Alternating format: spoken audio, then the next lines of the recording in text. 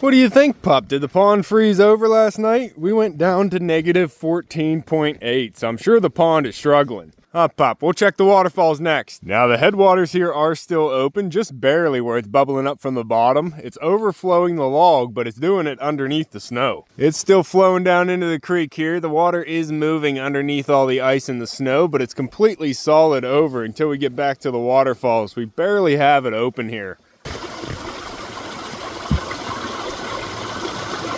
But you can hear all that water flowing behind the ice.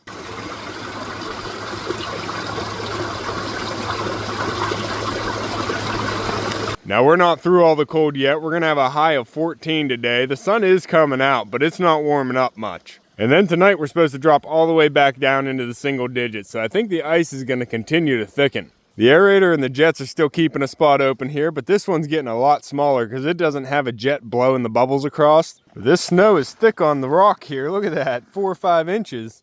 But you can see how only the top layer of the water is frozen. The fish can still swim below. Huh, pup? Watch the edge, boyo. You're not falling in that water.